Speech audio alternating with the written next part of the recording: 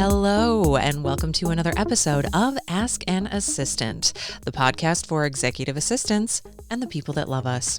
I'm your host, Jess Lindgren, reporting to you from the podcast closet here in upstate New York for the first time in the better part of 2 months. Let's get to work. This week, we are talking about the importance of language, specifically surrounding the word should. The word should, to me at least, in recent years, has a very heavy connotation. And what I mean by that is the more that you sit down and think about the word should, it's judgy, it's a bit condescending, and it can be dismissive. Or all three, all in once, depending on how you use it. The Oxford English Dictionary, the good old OED, even defines the word should as, quote, used to indicate obligation, duty, or correctness, typically when criticizing someone's actions, unquote.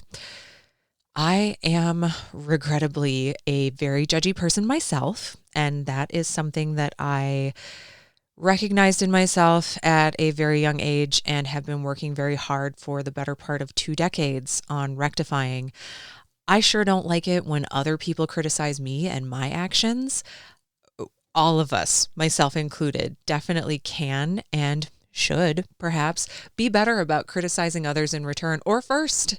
Just let's all get that judginess under control unless we are, in fact, judges in a professional capacity. But a favorite writer and former Northeast Minneapolis neighbor, Nora McInerney, had an episode on her podcast, which formerly was called Terrible Thanks for Asking, which is now called Thanks for Asking. That episode was called Don't Should Yourself.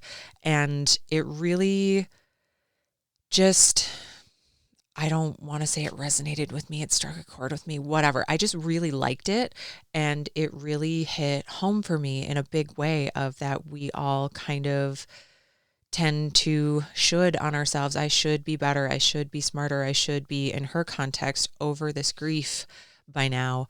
And it just can transcend into so many different parts of our lives and our worlds. And I definitely took that to heart and try very hard not to should on myself, but I definitely took it a step further and really try not to should on others either.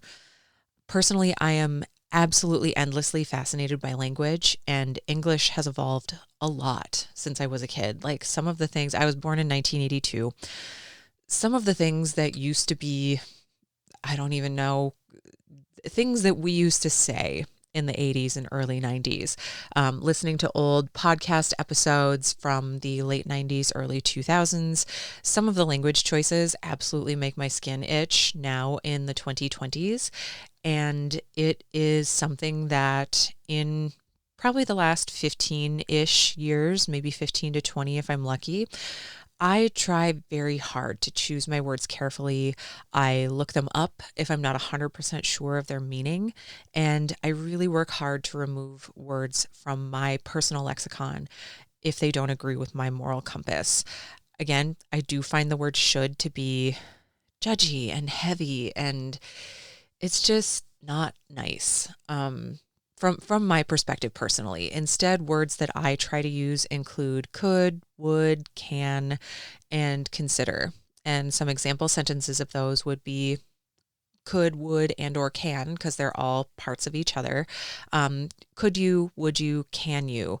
Please help me with XYZ, as opposed to you should help me with XYZ thing, right? It just, can, could, and would are a lot more hopeful and polite, whereas the word should is, it's condescending, it's judgy, it's heavy, it's all those things that I said before. This framing of can, could, and or would definitely puts the ball in the other person's court. It asks them to consider their workload, their physical and or mental ability to help, instead of bursting through their physical or virtual door and demanding that they help me. I just personally find that it's nicer, and I would rather, what's the golden rule? Treat others as you would like to be treated. I speak with people in my life that way because that's how I would like to be spoken with as well.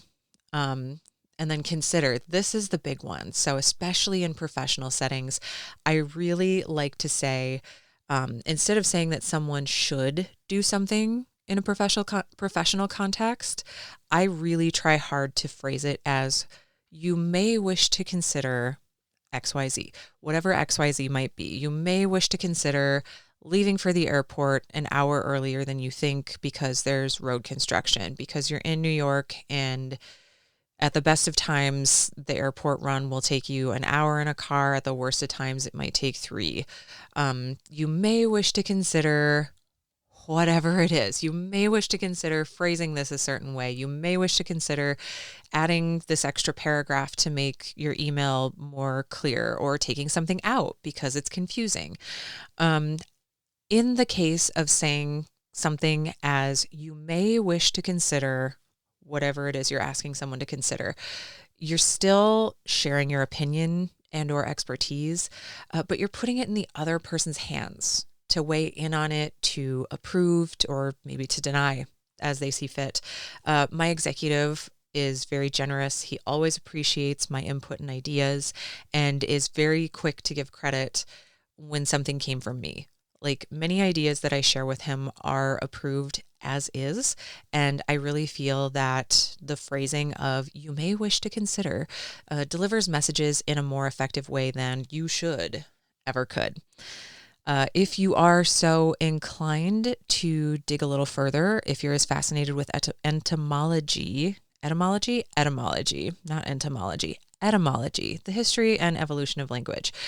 Previous episodes in the Importance of Language series include episode Ask an Assistant 62, responsive versus reactive, Ask an Assistant 53, with versus for, episode 40, be specific, and episode 25, up and down the calendar.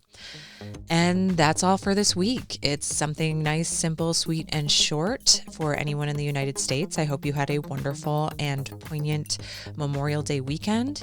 And I hope you're all happy, healthy, hydrated, or at least 2 of those. And until next week, take care.